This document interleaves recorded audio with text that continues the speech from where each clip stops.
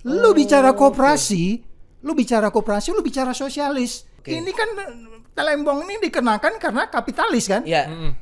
Kalau kapitalis bisa dihukum, sosialis bisa dihukum. Hati-hati, Prabowo bakal dihukum sama orang ini. Ada 6 menteri melakukan yang sama, 1 menteri yang dihukum, prosesnya semua sama. Sejak kapan negara lu kelebihan gula segala macam? Iya itu. Soal lu ambil gula mentah, lu bersihin, lu jual lagi ke PT PII, kemudian harganya naik, itu disebut sebagai kerugian negara.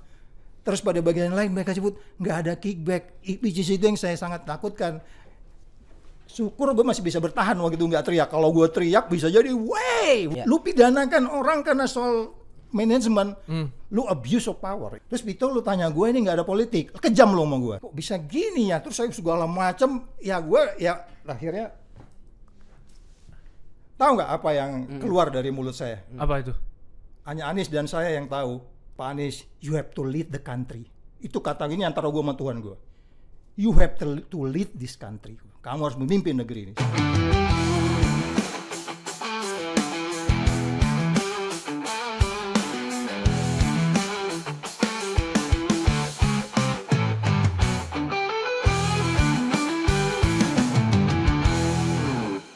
Sahabat Kompas.com, bertemu lagi bersama saya Tatang Guritno. Saya Vittorio. Di acara Classwide Kompas.com, gaspol, ngobrol gas pasti. Napol. Kita apa ini? Sarapan gas-gasan apa ini, friend?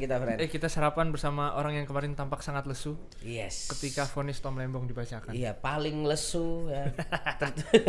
Langsung merubuhkan badan ke Anies Baswedan. Betul. Ya kan? Itu tampaknya kecewa dengan pertimbangan hakim soal sistem ekonomi Pancasila itu.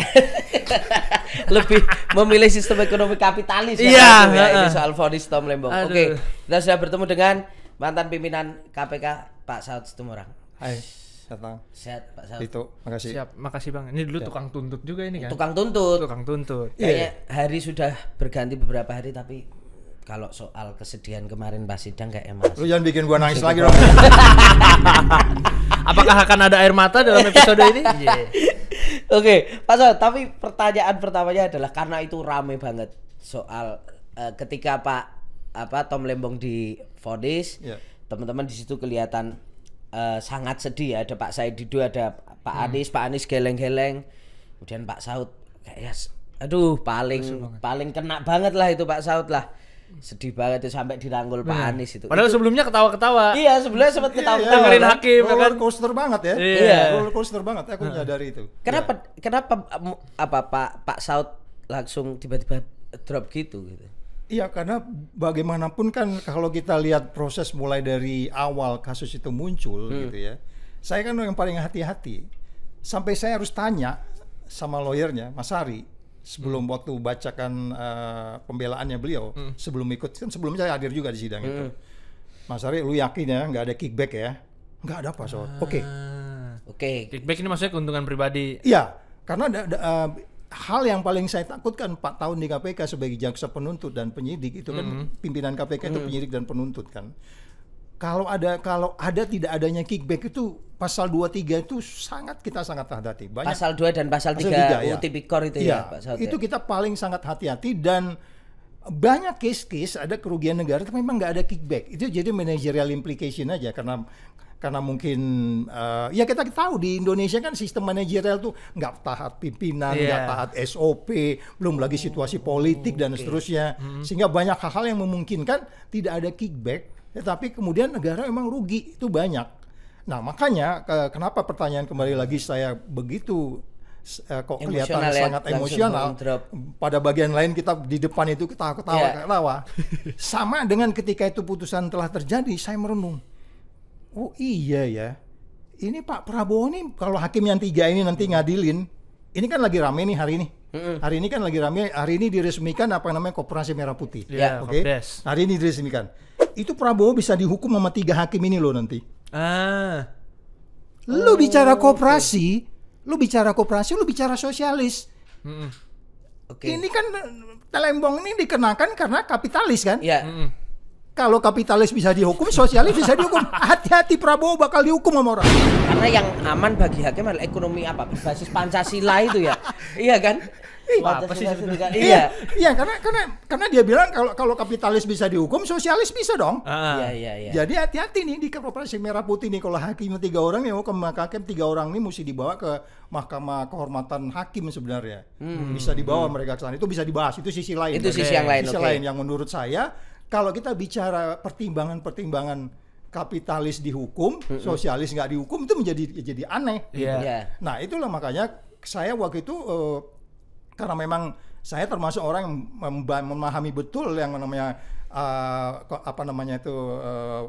yang disebut sebagai teori-teori ekonomi gitu ya, di strategic management ya kan. Adam Smith dengan World Nation-nya itu jelas di situ titik awal dari ekonomi itu harus dibuat secara katakanlah kalau menurut Undang-Undang 45 itu bicara efisiensi pasal 33. Kalau Anda bicara efisiensi itu bicara pasar bebas. Makanya negara lu masuk WTO, masuk FTA, lu masuk G20. Ini hakim bicara G20 nih. Ini bicara FTA nih, lu bicara BRIC. Ya kan, yang BRIC plus sekarang kita masuk. Jadi itu bukan area dia yang menurut saya, dia tuh bingung sebenarnya bagaimana. Dia muter-muter loh, Bro. Udah dibacakan di pertimbangan-pertimbangannya, dia udah saatnya untuk jemput kena 4 tahun gitu. Dia masih muter lagi ke yang soal perhitungan kerugian yang dia nggak setuju. Berarti lu detail ngikutin kan? Sama jaksa ya kan. Yang kita mengikuti itu, makanya saya bilang kalau saya jadi nggak nyangka bahwa kemudian aku agak sampai beberapa detik aku masih mikir gini. Sampai akhirnya gue liatin ke kiri. Kok bisa gini ya? Terus saya segala macam akhirnya tahu nggak apa yang keluar dari mulut saya? Apa itu? Hanya Anies dan saya yang tahu. Pak Anies, you have to lead the country. Itu kata gini antara gue sama Tuhan gue. You have to lead this country. Kamu harus memimpin negeri ini. Saya bilang begitu sama dia. Ketika Pak Saud. Iya. Ambruk gitu. Karena dalam saya bayangkan ini ruwet banget gitu loh. Bisa nggak orang tanpa konflik of interest memimpin negeri ini? Siapa yang bisa memimpin ini tanpa konflik of interest? Lu bisa bayangkan bagaimana seorang jaksa udah dievaluasi di DPR juga ribut kan waktu itu. Dia mempertanyakan bagaimana sebenarnya urusan-urusan yang kita sebut sebagai bahwa proses itu udah sesuai. Ada 6 menteri melakukan yang sama, 1 menteri yang dihukum, prosesnya semua sama. Sejak kapan negara lu kelebihan gula segala macam? Itu. Soal lu ambil gula mentah, lu bersihin, lu jual lagi ke PT PII, kemudian harganya naik, itu disebut sebagai kerugian negara. Terus pada bagian lain mereka sebut nggak ada kickback. Which is itu yang saya sangat takutkan. Syukur gue masih bisa bertahan waktu itu nggak teriak. Kalau gue teriak bisa jadi, wey, udah mau begitu aja gue. Oke. Iya. Tapi Pak Saud ke bawah suasana itu juga karena apakah melihat situasi di sekitar yang begitu riuh atau gimana? Kan Pak Saud juga maksudnya paham banget soal tindak pidana korupsi dalam pengadilan dan lain sebagainya. Mestinya kan udah melihat nih kayaknya bakal vonis berapa nih, kayak tiba-tiba setelah happy moodnya langsung benar-benar drop. Ya, karena dalam bayangan saya itu putusan ada, tetapi tidak setinggi itu juga gitu. Ya kan, karena memang tapi sudah saya membayangkan biasanya kan 1/2/3 ya, rumus umum gitu, walaupun kita nggak tahu tuh rumus dari mana. 2/3 dari tuntutan. Biasanya kan begitu, kita udah bayangkan ya mental kita begitu. Tapi cara dia ngejelaskan itu kan, hukum itu diskurs, bro. Hukum itu logika, nalar, argumentasi kan. Cara dia ngejelaskan itu gue tungguin detail, nggak ngantuk dikit pun gue sambil ngeliatin jaksa di ujung sana, gue liatin mukanya, hakimnya tuh nunduk kayak gini, kayak menyembunyikan mukanya gitu kan. Kayaknya dia kan kayak mau menyembunyikan mukanya dengan apa tuh, screen komputer itu kan, kadang-kadang nutup kayak begini. Kulihat ini dia aja nggak confidence itu memutuskan dengan putusannya itu. Iya, kalau saya bilang sih dia jadi nggak confidence. Itu makanya ngepot kemana-mana itu. Iya, makanya jadi yang bikin Pak Saud stressful itu adalah pertimbangannya kok jadi kayak gini ya, pertimbangan. Karena saya menunggu logik dia itu seperti apa untuk menjelaskan bahwa orang ini pantas untuk dihukum, kan itu. Nah, makanya kita ketawa-tawa, apalagi Rocky lebih ketawa lagi dia kan. Jelas lah IP filsafat hukum dia lebih tinggi dari gua lah ya kan. Nah, jadi sekali lagi kalau memang kita mau bertanya kenapa kok seperti upset itu, saya udah ngikutin betul dari awal case ini gitu, dan saya sudah terbiasa bentuk-bentuk kayak begini yang menurut saya memang Tom Lembong harus dibebaskan kan begitu. Oleh sebab itu kita akan banyak upaya nanti ke depan, kita harapkan bagaimana dengan KY itu udah dilaporin loh. Oh ya, KY kalau KAY nggak hadir juga di sana dia salah besar tuh. Karena ini kasus sudah dibicarakan di mana-mana. Kalau KAY tidak hadir memantau itu dan mereka menganggap ini tidak sesuatu abuse of power oleh 3 orang yang logika nalar argumentasinya hukumnya sama. Gue bilang oh iya benar rupanya hakim Indonesia ini memang pendidikan mereka tuh jauh di bawah kalau hakim-hakim di luar negeri. Hakim di luar negeri itu bisa 3-4-5 tahun bro. Di kita itu paling cuma pendidikannya 2 tahun. Saja nalar argumentasi, terus apa namanya itu sebagai yang disebut logical fallacy-nya sangat jauh. Ini kan logical fallacy ini semua. Gara-gara lu memakai prinsip hukum ekonomi kapitalis dihukum. Iya kan? Dan itu pertimbangan poin pertama lagi. Kalau lu hukum kapitalis, lu harus hukum sosialis. Ini operasi merah putih ini nanti. Makanya nih hakim ini mesti diamati nih, bahaya juga nih dia. Iya. Bang, tapi emang Abang nggak melihat ini politis gitu? Kalau kita bicara tadi ini pendidikan hakim segala macam, cacat dalam logika segala macam, itu emang karena kompetensi hakimnya yang buruk? Apa emang karena ngepot-ngepot karena urusan politik gitu Bang? Kan banyak orang yang mikir ini sengaja kriminalisasi sampai 2029 biar Pak Tom Lembong ini agenda-agenda politiknya nggak bisa jalan kan? Itu yang saya bilang pakai tadi itu. Kalau Tata mulai dengan kriminalisasi, kita bicara integrated criminal justice system. Integrated criminal justice system itu mulai dari penyelidikan sampai lu jeblosin orang di sini kan kita bermasalah kan? Iya dong, di penjara bisa keluar nonton tenis segala macam itu. Jadi mulai dari depan ini kemari bermasalah. Nah, kalau kita bilang political hukum kita seperti ini dan itu which is sudah dijanjikan korupsi adalah priority, hukum harus diterapkan. Yang paling penting kan kita tidak bisa melihat di sini bahwa mens rea dan actus reus. Mens rea itu adalah niat jahat dan bukti-buktinya gitu. Mens rea itu satu paket dengan actus reusnya. Itu yang tidak kita lihat. Semua orang silakan, kecuali kalau Anda lagi bengong, Anda lu lagi bego lo, itu lu lagi bego, pasti lu bilang ada mens rea dan actus reus. Kalau lu lagi bego nih, gua tuduh lo, pasti lu bilang ada tuh. Siapapun orang kalau bilang kasus Thomas Lembong ini ada mens rea dan actus reus, ya pasti dia lagi bego, lagi bego. Makanya gue bilang ini sangat apa namanya tuh perhitungan kerugian negara dihitung sebagai selisih harga menjadi kerugian negara, dan pada bagian lain sudah dijelaskan dia tidak menerima kickback. Lu mengadili orang karena manajemen managerial implication, karena soal manajerial lu hukum orang, lu pidanakan orang karena soal manajemen, lu abuse of power, itu pasti. Itu pasti. Dan itu yang saya katakan untuk Indonesia, kalau dia tidak bisa menyelesaikan criminal justice system kita mulai dari awal sampai kemudian selesai di ujung ini tidak ditata dengan baik, terlebih untuk anti korupsi, walaupun saya katakan di bagian depan ada persoalan di pasal 2 dan 3, karena itu mereka selalu sebut unsur-unsurnya barang siapa merugikan negara dan seterusnya, itu juga sudah dihitung, harus dihitung pasti. Mereka juga bingung cara ngitung pastinya. Makanya BPK bilang beda dengan dibilang BPKP kan. Nah, itu aja udah makanya saya nggak ngerti. Terus Vito lu tanya gue ini nggak ada politik, kejam lo sama gue. Lu bilang artinya pasti ada. Iya dong, kan itu penjelasannya itu bagaimana sebenarnya menentukan unsur-unsur itu yang kita nggak bisa melihat di situ. Oke, ada yang dilanggar kalau di dalam competitive intelligence itu ada bendera-bendera merah yang nggak boleh lu maafin dari seseorang. Misalnya lu ketemu seseorang, ini kan yang ada katanya ada disebut-sebut ada satu rapat. Teman Lembong nggak hadir di situ, Tom Lembong tidak hadir di situ, kemudian diputuskan. Terus kamu menghukum orang karena nggak hadir rapat? Ada disebut, memang katanya ada keputusan Tom Lembong tidak hadir di situ, kemudian itu diputusin gitu.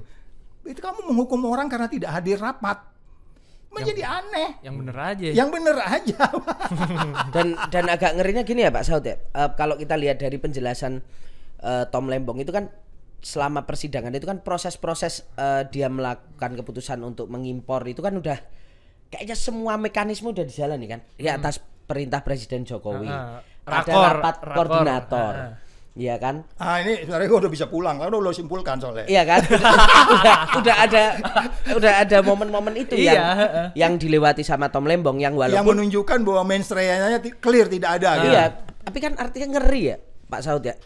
Kalau persoalan ini kemudian presidennya Tom Lembong bisa kena, Berarti jadi menteri itu gimana ya? Iya, artinya ke kan? depan nanti jadi menakutkan banget jadi menteri. Iya. Nggak berani ambil. Gue udah disuruh presiden, gue jalanin sesuai tugas gitu ya. Udah rapat koordinator, gue sebagai menteri teknis mengambil keputusan gitu. Yes. Itu ada potensi kerugian negara. Padahal gue gak ada menteri, itu kan ngeri banget tuh jadi menteri kan. Ya itu makanya saya bilang kalau kita mau duduk baik-baik, kita urut baik-baik, kita kelompokin persoalan-persoalannya. Apa yang dilakukan tidak dilakukan Tom Lembong, apa yang dilakukan tidak dilakukan oleh importir, apa yang tidak dilakukan dan dilakukan oleh jaksa penuntut di situ, dan yang dilakukan tidak dilakukan oleh hakim. Ini akan kalau kita dudukkan clear, karena kita tetap arahnya adalah pasal 2, pasal 3, jangan lari kemana-mana. Itu sangat simpel mengatakan bahwa tidak ada kerugian negara, itu hitungannya hanya pembenaran-pembenaran saja, terus kemudian tidak ada kickback, tidak ada niat jahat, Tom Lembong harus bebas. Itu aja. Bang, kita mungkin ada orang di luar sana yang bisa berdebat bahwa kerugian ini ada pembenaran-pembenaran untuk kerugiannya Tom Lembong itu, kerugian negara yang diakibatkan oleh tindakan Tom Lembong. Tapi kalau misalkan kan dia yang dihitung kerugiannya di versinya dia kan dari kristal mentah menjadi kristal putih, kemudian si ini dijual ke TPPI harganya lebih mahal tinggi. Gitu. Dan emang lu orang lu suruh rugi dagang. Siapa juga mau dagang rugi? Dari HPP lebih mahal dari HPP ya. Kristal mentah, ya kan? Lu udah modal lu lah, uang lu kita nggak tanya uang lu dari mana, pokoknya lu import, pakai uang kamu kan itu, bukan uang negara kan?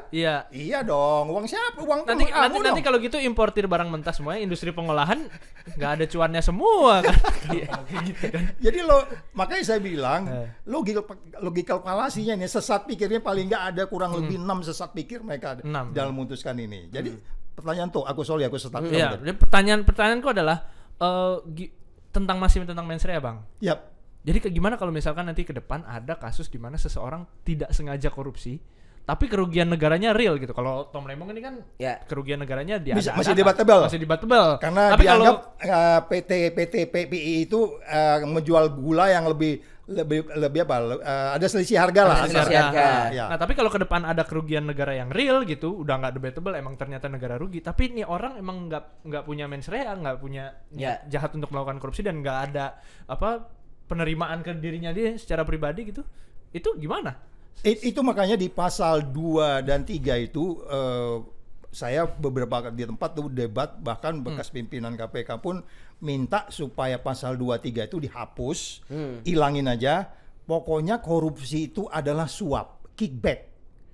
Pastikan aja korupsi itu kickback. Sempat ada diskusi itu. Ada debat itu. Udah kalau nggak salah diajukan ke ini juga ke MK tolak gitu bahwa pasal 2 itu. Jadi maksudnya adalah kita paham orang kadang-kadang hopeless dengan apa yang disebut sebagai business judgment rule. Jadi dia murni pertimbangan-pertimbangan bisnis, tapi negara rugi gitu loh. Umpamanya nih, lu beli masker kebanyakan, tiba-tiba masker itu nggak kepake lagi karena COVID selesai. Nah itu kalau hakimnya kayak yang ini bisa kena itu. Karena negara rugi. Itulah makanya business judgment rule itu penting. Nah tetapi kita nggak boleh juga mengatakan, nanti itu kelihatan kok. Orang kan dari urutan-urutan waktu dia ngambil kebijakan tuh ketahuan kok niat jahatnya.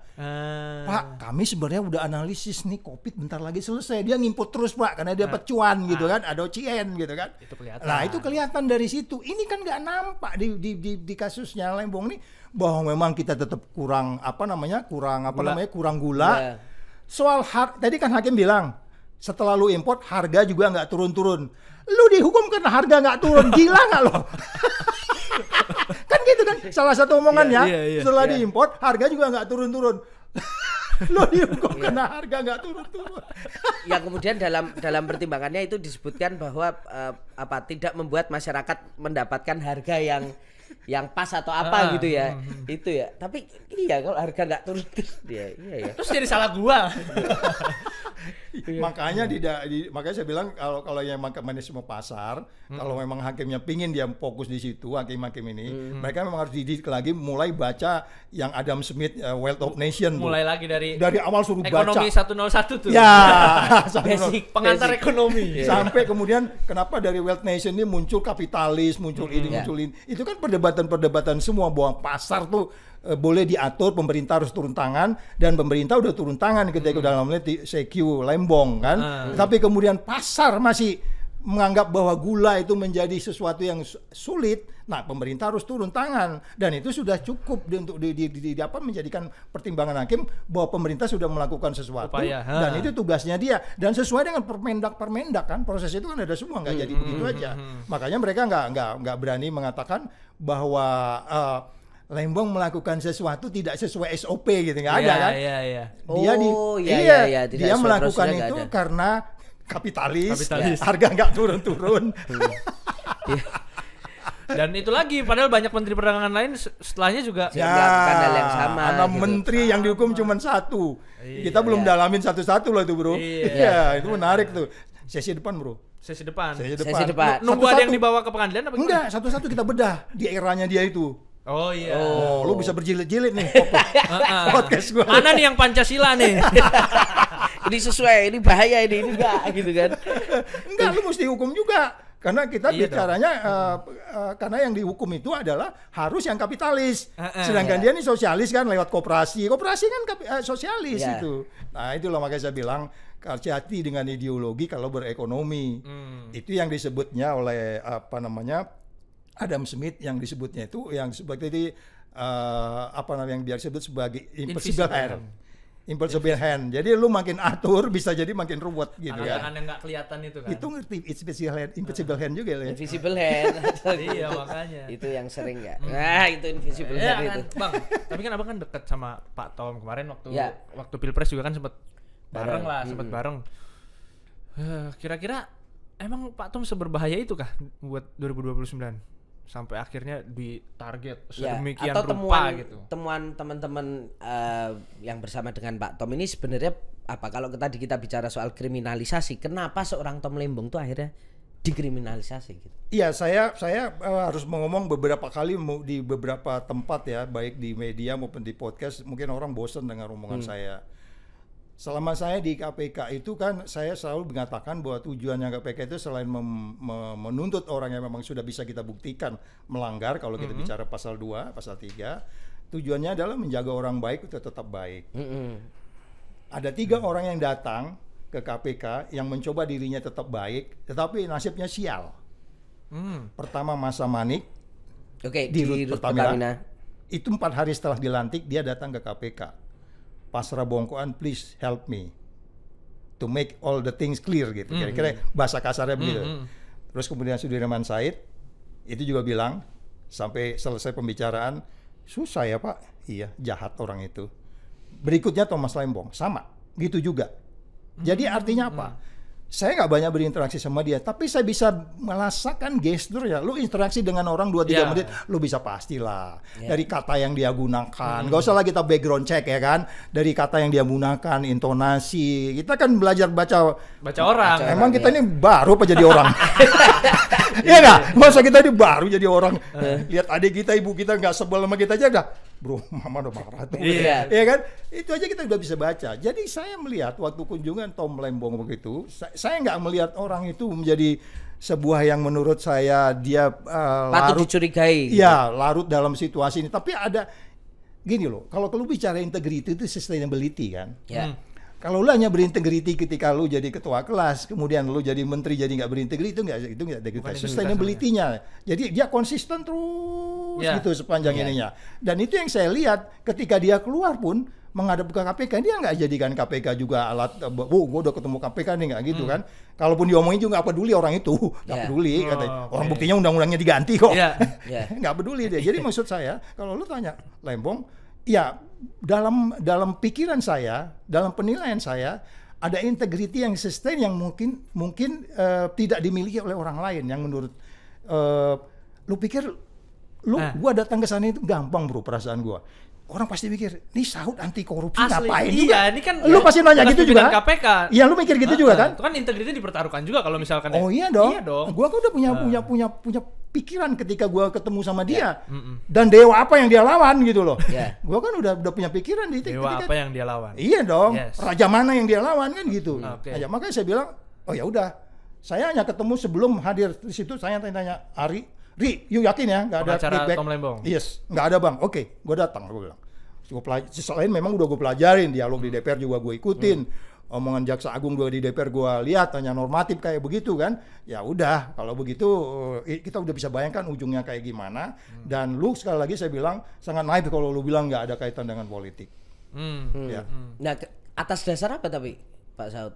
Kalau Pak Saud melihat ya, kenapa Tom Lembong ini akhirnya harus dikriminalisasi? Siapa musuh politiknya atau Pertama kalau memang betul, aku nggak lihat SPDP-nya kan Oktober 2024 kan?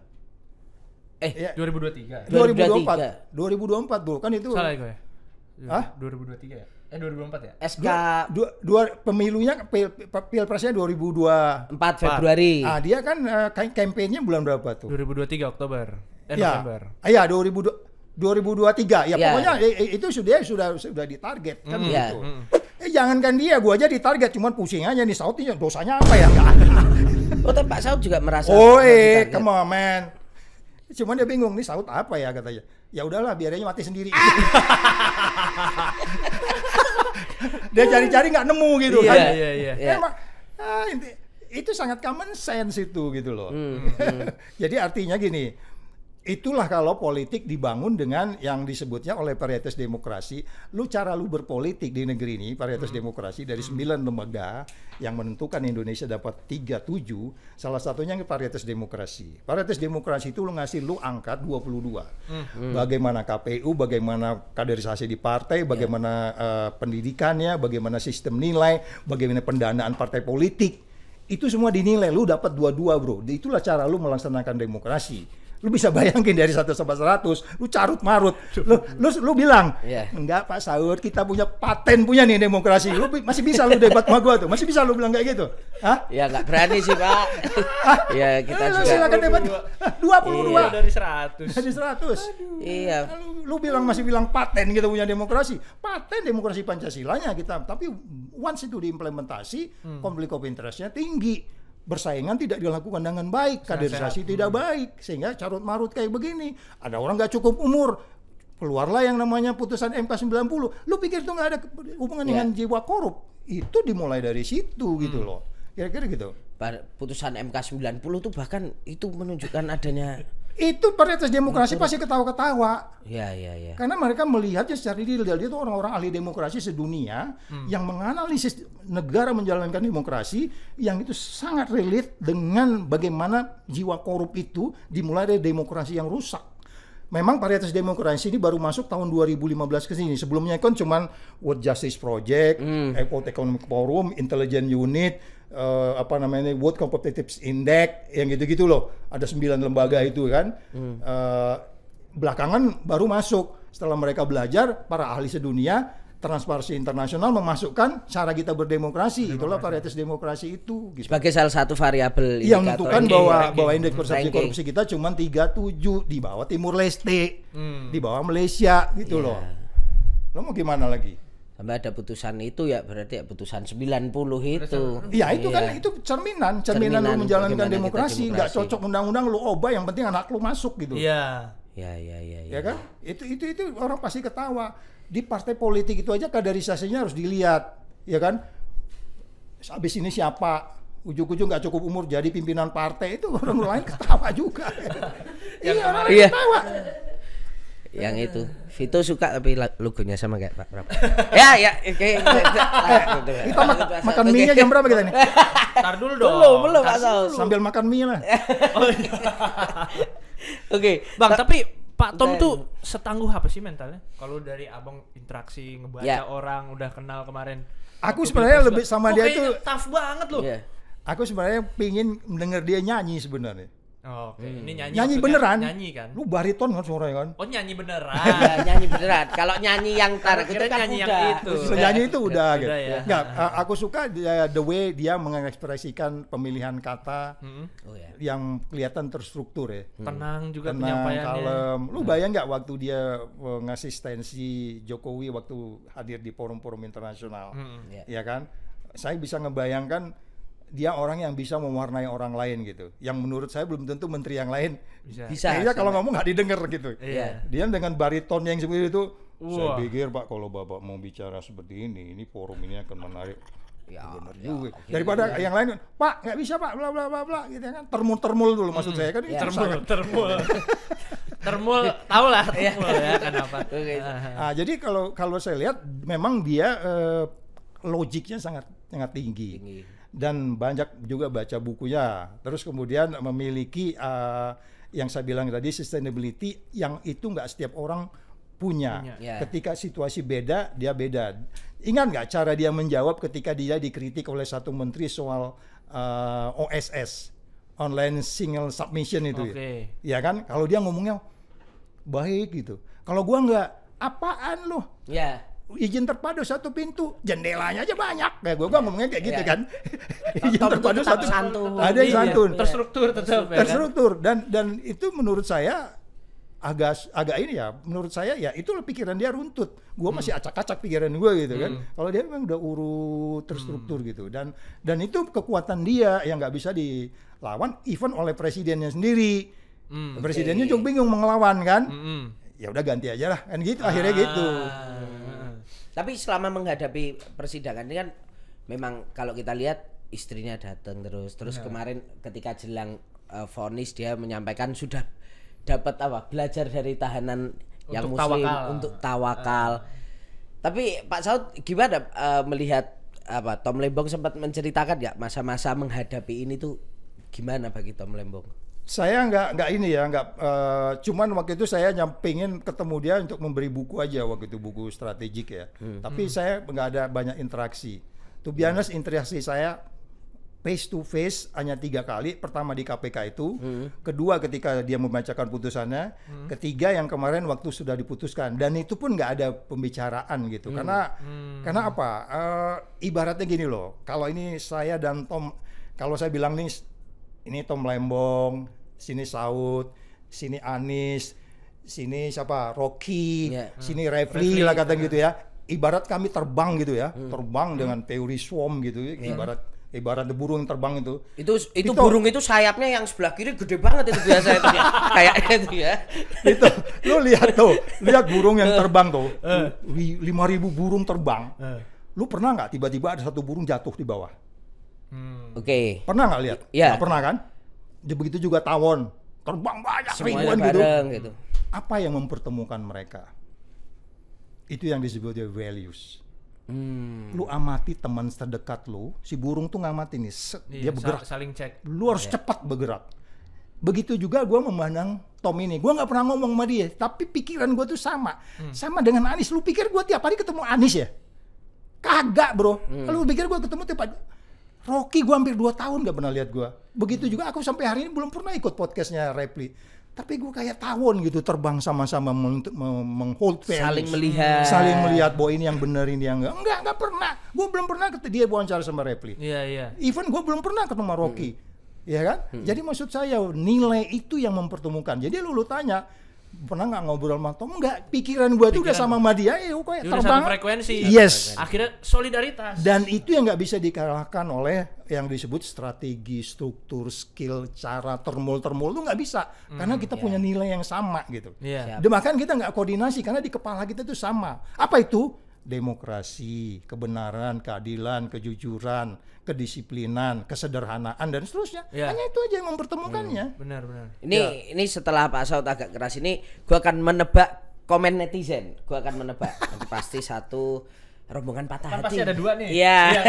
Ada yang jelek-jelek dulu nih. Rombongan patah hati. Wah, gagal move on. Ya kan gitu kan. Enggak apa-apa, memang begitu kita. Yang satu lagi bismillah orang seperti Pak Saud semoga jadi wakil presiden. Enggak. Gitu. Gue udah biasa, bro. Aku di satu podcast sudah bilang dengan ngomong kayak begini kan anti korupsi, banyak yang nggak suka. Makanya orang-orang akan mencari pembenaran kata yang cocok buat gue apa. Waktu gue di KPK, kata yang cocok buat Saud, orang Batak tapi Kristen adalah Taliban. Enggak. Malah dibalik ya. Batak Kristen Taliban logikanya. Bingung dia, udah hopeless dia ngomongin kata. Iya kan? Jadi terus makin bingung lagi ketika kemudian beberapa tokoh agama, contohnya kalau yang dari Riau itu apa tuh? Ada yang suka kasih ceramah-ceramah agama tuh loh. Dari Riau siapa ya? Dari Riau, orang Melayu.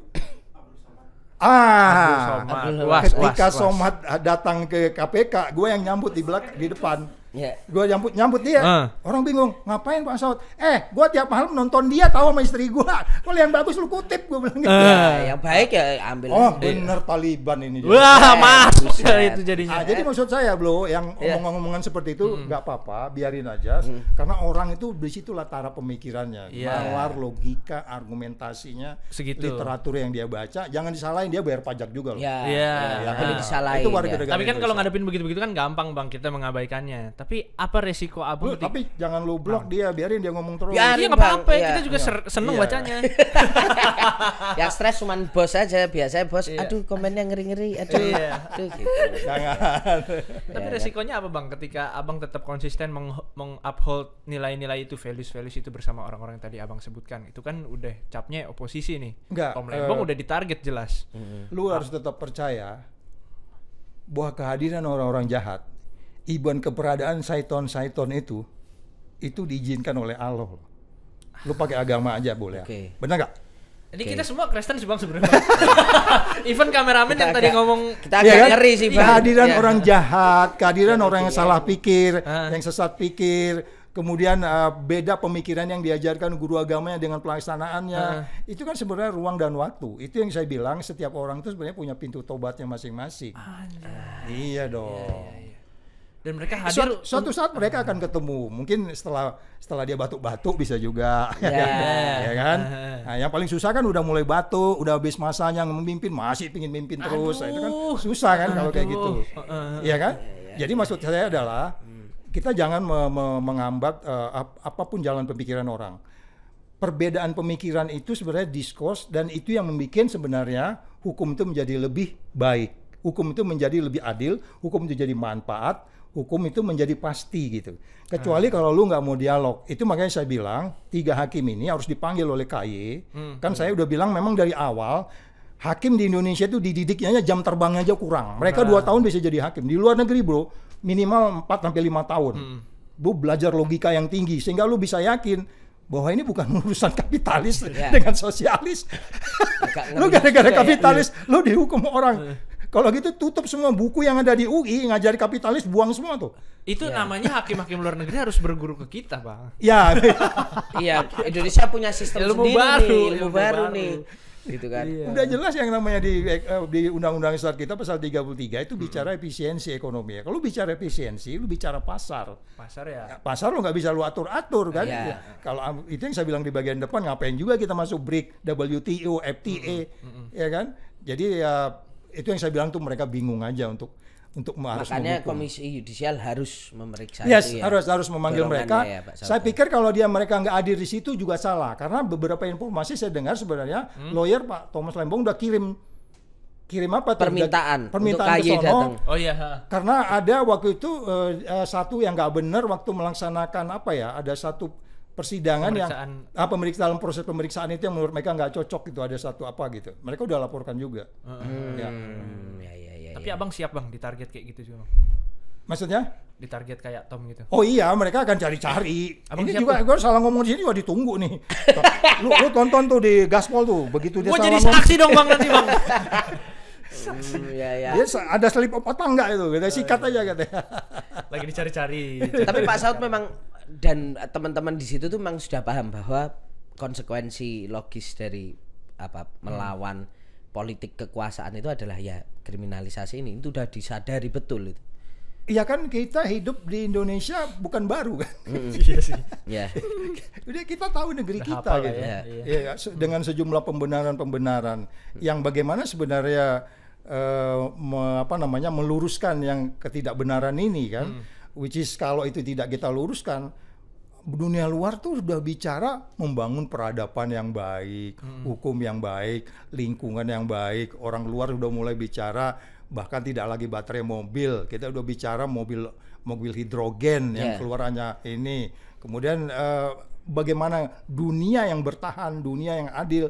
Itu kan dialog-dialog di luar yang menurut saya itu membuat posisi berunding kita tidak kuat gitu. Lu bayangin Trump bisa-bisanya lu kasih sekian persen, kita 0% gitu. Nah orang bilang, oh maksud itu kayaknya walaupun 0% nggak akan banyak orang yang beli mobilnya Amerika kalau dia datang ke sini nanti harganya tetap mahal. Nggak begitu, yang kita mau lihat itu kan bagaimana lu bernegosiasi dengan orang lain kan. Iya dong, itu aja yang bukan diplomat paham. Posisi Bergen tuh lemah gitu loh. Dia ketawain kita. Halo katanya. Ini kameramen ketawain itu.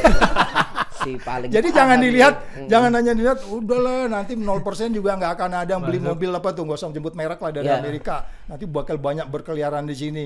Ya lebih banyak pun orang beli yang dari Jepang juga, tapi bukan di situ caranya. Masalahnya. Iya, makanya saya bilang ideologi, politik, sosial, budaya, pertahanan, keamanan yang satu paket yang dipelajari di Lehamanas tiap tahun itu diimplementasi bahwa Anda kalau bicara ekonomi, Anda harus bicara politik.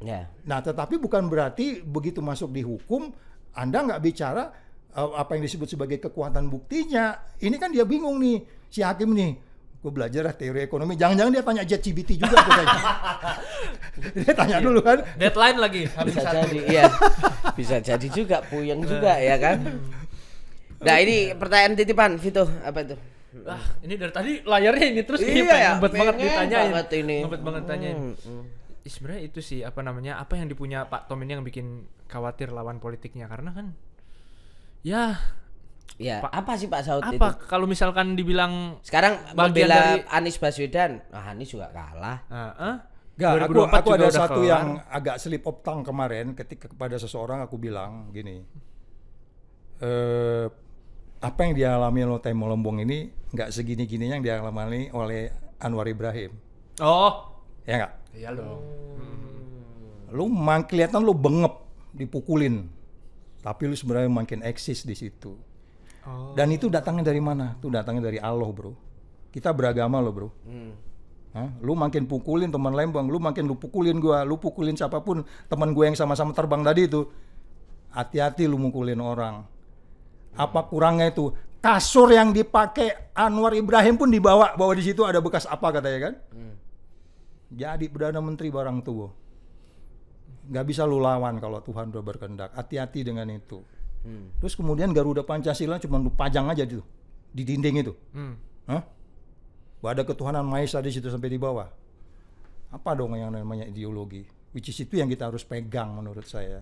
Lu makin gebukin orang, rakyat di bawah juga tahu. Mungkin yang termul yang punya kepentingan mungkin akan beda mikirnya, ya kan? Ya pasti beda. Saud tuh apa tuh? Saud tuh nggak ngerti itu.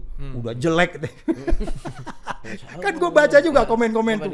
Mukanya jelek banget. Oh, abang tuh bacain komen gitu, Bang? Itu yang paling gue suka, yang nggak hiburan itu yang paling gue suka, bro. Itu bisa kita lihat. Kalau istri gue nggak, Pak jangan ngomong sembarangan dong, kalimatnya jelek. Lu baca di bawahnya, lu baca atasnya, bawahnya bagian gue. Ya kan? Pasti ada juga yang sepakat gitu-gitu ya. Iya, jadi maksud saya biarkan aja, karena dia lagi bego, dia lagi bingung, ya biarin, nggak apa-apa. Tapi pada saatnya dia akan ketemu, atau di dalam hatinya yang paling dalam, karena dia beragama juga, dia manggil Tuhannya juga loh. Yang lu pikir enggak tuh yang bing-bing gitu.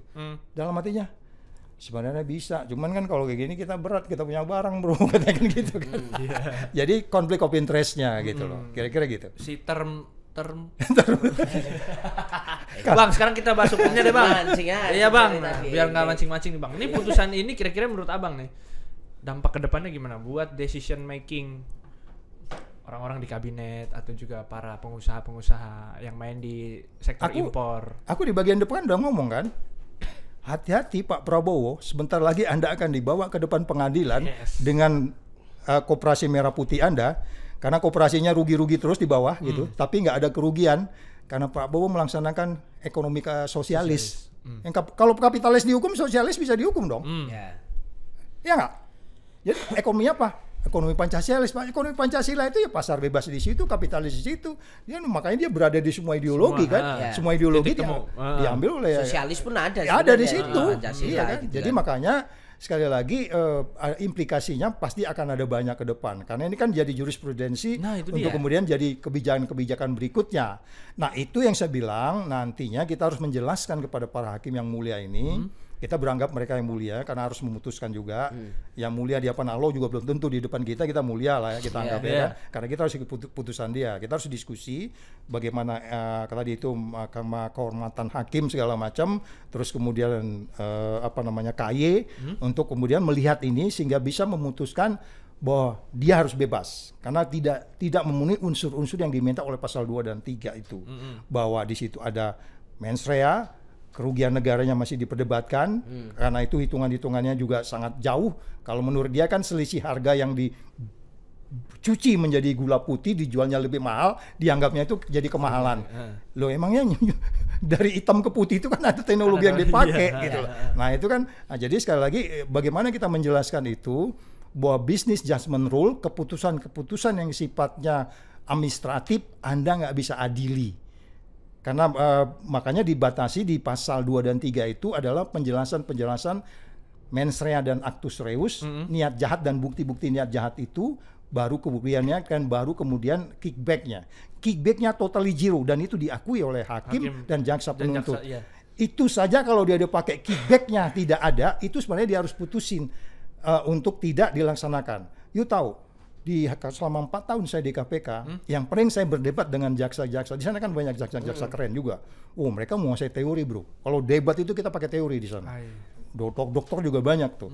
Yang paling juga mereka takutkan adalah ketika ada kerugian negara tidak ada kickbacknya.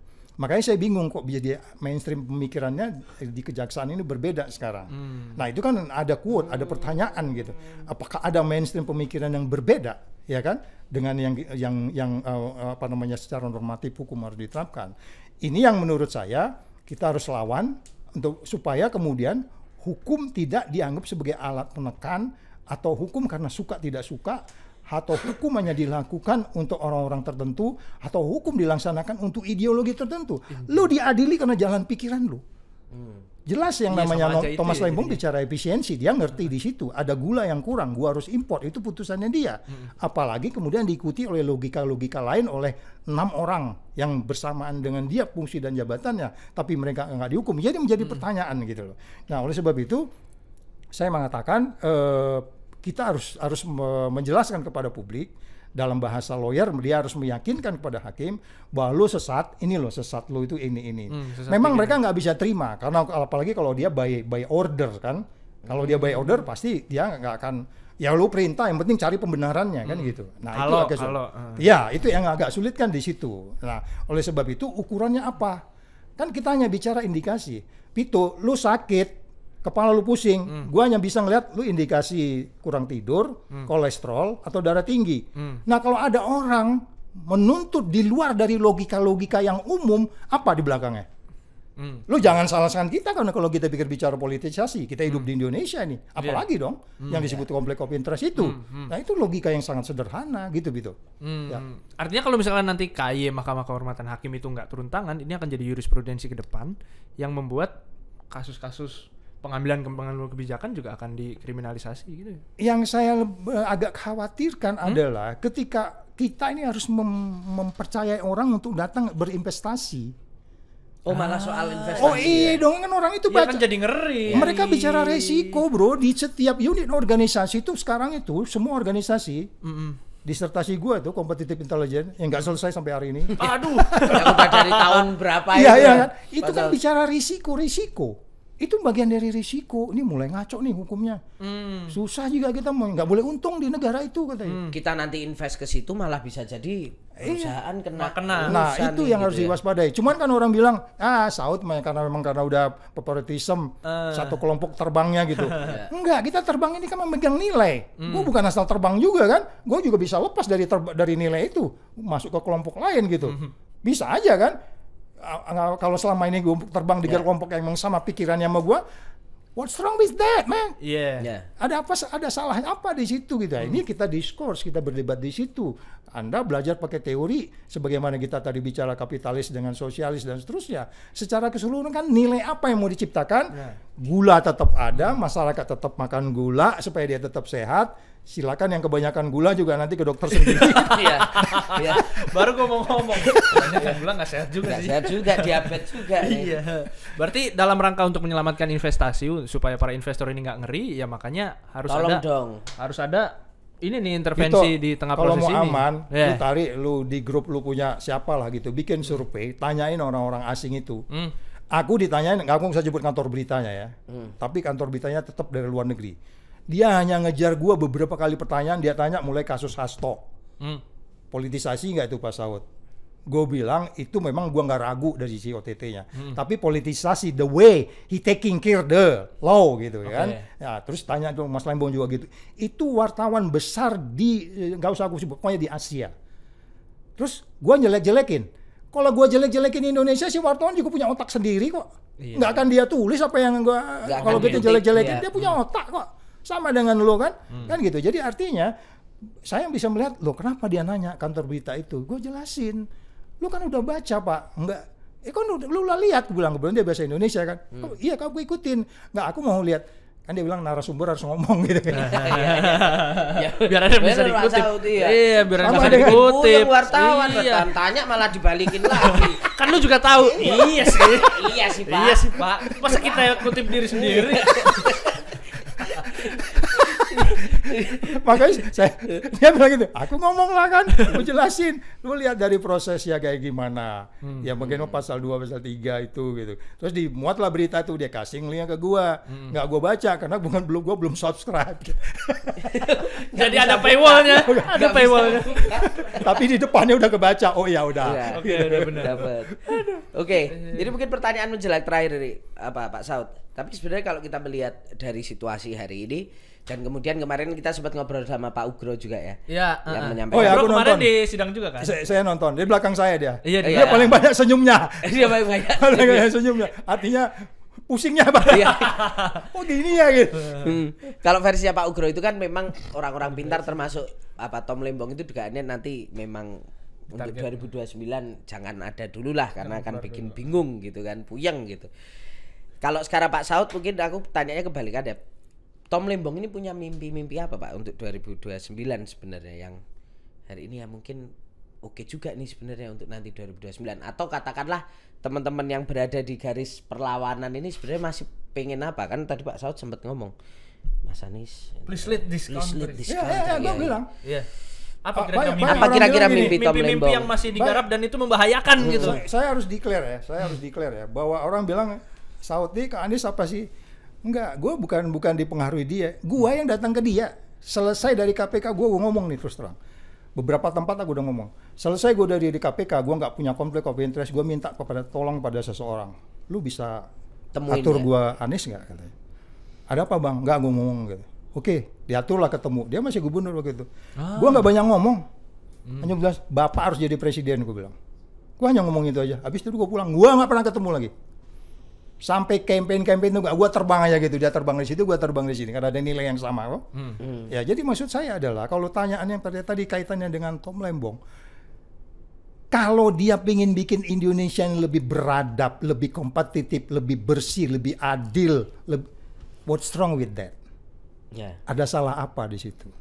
Itu hak dia untuk iya. berpolitik gitu. Even umpamanya kemudian pemerintah saat ini kita kritisi terus sambil kita berdoa supaya Prabowo sehat terus. Kalau nggak sehat payah kita ke tangan orang yang nggak jelas kita jatuh ya kan? Ya nggak? Kita berdoa sama dia kan supaya dia tetap sehat. Itu prinsip-prinsip yang harus kita pegang karena dia hold the values juga. Lu bayangin bro, presiden mana yang bicara anti korupsi hampir setiap hari? Ya. Even di Amerika aja nggak berani, takut juga dia. Ya. Iya kan? Ya, jadi artinya apa yang bisa kita simpulkan dari situ? For the time being kita masih percaya bahwa ada nilai yang sama. Jadi kita ini sebenarnya masih terbang sama-sama nih, cuman Prabowo di ujung sana, aku gua di tengah masih terbang sama nih. Ya tapi kalau memang kemudian kita mulai ngelihatnya, ya gua sih terbang ke kelompok lain juga kan gitu kan? Ya. Iya dong, ada nilai yang nggak sama karena bagaimana kita menciptakan yang negara yang tetap kompetitif, dihargai oleh negara lain, kemudian dia tetap membangun ideologinya secara baik, jangan lupa Pancasilanya dan seterusnya, ya kita harus dukung itu gitu. Jadi pertanyaan kembali lagi tadi, Bagaimana Tom kok bisa dianggap ditakutkan gitu? Kok dianggap berbahaya jadinya? Kalau saya bilang sih enggak. Karena dia memang hidup di ruang dan waktu. Dia kalau nggak menjabat dia diem-diem aja tuh. Tapi begitu dia kasih kekuasaan, Anda kasih dia fungsi-fungsi, dia kerjakan. Even siapapun dia lawan kan.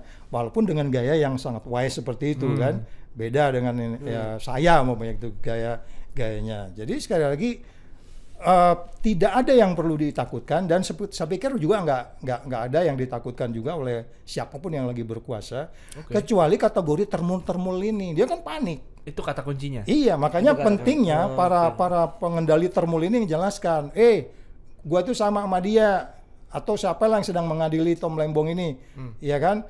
Lu pakai ya logika lu ya, lu bebas aja, jangan pikir yang lain-lain.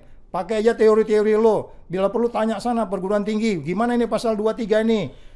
Tapi kalau kemudian di luar itu ada yang namanya free rider atau free wheeler, lu tahu nggak di negeri ini ada orang yang kelayapan kemana-mana gitu, ya kan? Emang kalau saya presiden nyuruh mempengaruhi orang, gue yang turun? Nggak pakai orang. Ya, itu yang saya bilang free rider atau free wheeler tuh yang kemana-mana gitu kan. Nah itu yang sebenarnya harus diinventarisir di negeri ini, siapa yang punya potensi kayak gitu. Siapa-siapa tuh orang itu. Itu yang sebenarnya harus dihukum karena dia merusak. Belum tentu juga mengikuti perintah bosnya kan. Oh, improve dia. Improvisasi dong. Dealer ini. Lu improve ya kan. Ya itu aja. Yang penting kan si bosnya juga nggak ngelarang. Emang dipikirin, dia masih pikirin yang banyak kan. Nah itu yang saya bilang teorinya juga ada di situ. Free rider ini yang membuat sebenarnya keadaan menjadi lebih buruk, dan itu sebenarnya kenapa free rider itu muncul kalau dalam konteks bisnis, karena SOP tidak disepakati. Ya kan, saya kan pernah nangkap seorang anggota hakim Mahkamah Konstitusi. Kenapa? Karena dia lagi main golf dengan seseorang di satu tempat kan gitu. Hakim Mahkamah Konstitusi loh itu. Orangnya berperkara ini. Oh iya, udah diadilin gitu. Dia kan ketemu di lapangan golf, kan ketemu dengan orang berperkara, itu kan nggak boleh bro. Siapa yang nge-range itu? Kalau nggak free rider tadi itu. Iya. Oh, iya. Emang tiba-tiba dia nelpon? Tiba-tiba insidental, atau ketemu coincident? tiba-tiba ya kan. Loh, ada ente. Ya itu pun diceritain, padahal sebenarnya itu udah direncanain. Iya, makanya itu. Di mana kawan itu main golf, di sini Pak kan gitu. Jadi sekali lagi itu yang maksud saya, kita harus sudah mulai masuk ke detail-detail itu. Pak Prabowo harus sudah mulai masuk ke detail-detail itu. Jangan membiarkan lagi free rider, free wheeler, orang-orang mengorkestrasi atas nama kita. No. Udah mikir aja lah, 5 tahun ini gue buat legasi yang baik sehingga kemudian ada perubahan pertumbuhan ekonomi, perubahan melaksanakan hukum, mengungkapkan pendapat itu bagaimana, semuanya udah tertulis. Apa yang nggak tertulis di negeri ini nggak ada, semuanya udah tertulis. Even tadi itu namanya di hakim tuh ada semua itu. Kalau orang dari 3 orang ini sama ngaconya gitu ya, bagaimana mereka harus dipelajari, kan ada jenjangnya Pak. Terus itu kan di hakim mana itu? Hakim Jakarta, kantornya di Jakarta Pusat kan. Nah di situ kan ada struktur. Ini 3 orang ini gimana kerjanya? Kalau enggak dia naik lagi ke hakim yang lebih tinggi sampai kemudian ke MA. Itu ada struktur semuanya. Itu jalan nggak? Dipanggil nggak cara kamu mengadili itu? Logic thinking kamu itu sehingga kamu diketawain sama Rocky sama Sautu katanya. Nah nyambung soal itu berarti di tingkat PT seberapa optimis Bang Saud bisa nanti putusannya bahwa putusan Tom Lembong ini nanti dibatalkan gitu. Nah itu makanya saya bilang kan referensinya kita itu kalau kolesterol aman tuh sekian ratus kan, sekian puluh, ya kan. Kalau kita di sini kan kita bicara unsur-unsurnya. Kalau bicara dari unsur-unsur di pasal 2 pasal 3 itu ini bebas kan bro. Jadi kalau mereka sama putusannya contaminated all. Contaminated. Kontaminasi semuanya. Iya. Itu. Nah, enggak, tapi pertanyaanku seberapa optimis Abang melihat situasi sekarang, kira-kira PT ini per hari ini karena kita belum banyak dialog ya, karena dia di sosial media juga respon baik itu di eksekutif, di legislatif, di yudikatif, para ahli. Tapi kalau dari keseluruhan di grassroots hampir 80% itu kan sosial media kecewa bener ya. Ya kan, jadi sekarang itu yang disebutnya wisdom crowd, dalam teori wisdom crowd.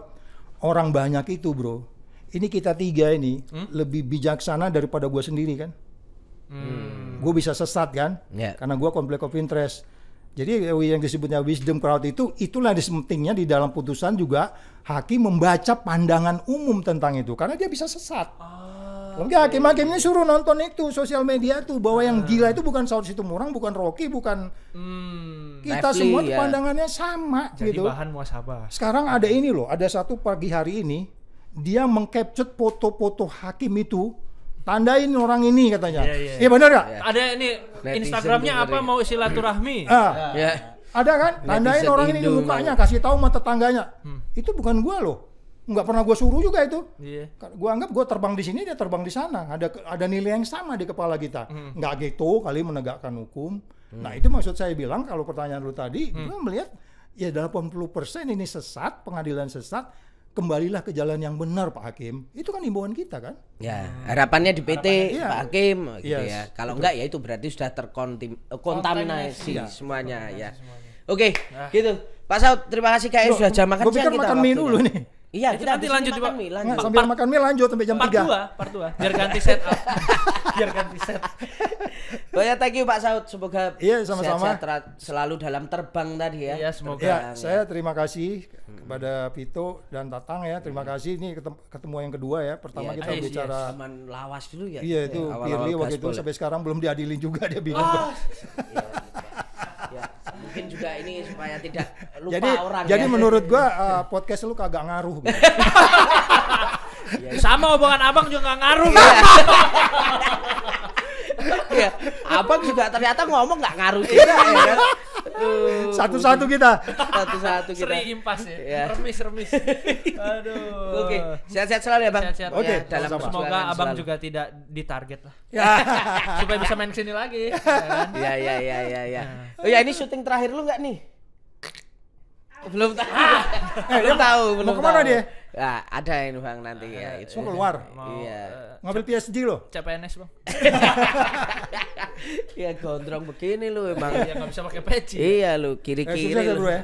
Sukses ya kalau gitu ya. Amin bang. Siap. Amin, Bang. Itu. Terima kasih sahabat Publik Tuas.com. banget nih. Iya. Terima kasih sahabat Tuas.com yang sudah mendengarkan. Semoga tercerahkan dan juga silakan beri saran ya. Kalau pengen apa kita bahas apa nih Bahas gitu apa ya. nextnya, Nextnya. Jangan lupa juga follow GSPL Podcast. Oke. Kasih masukan di situ Iya. ya. Itu terima kasih ya. Komentar-komentar pedas tidak didengarkan dan tidak dibaca ya. Selalu mensupport. Oke, itu. Terima kasih tetap ngegas dan nampol. Siap. Wes.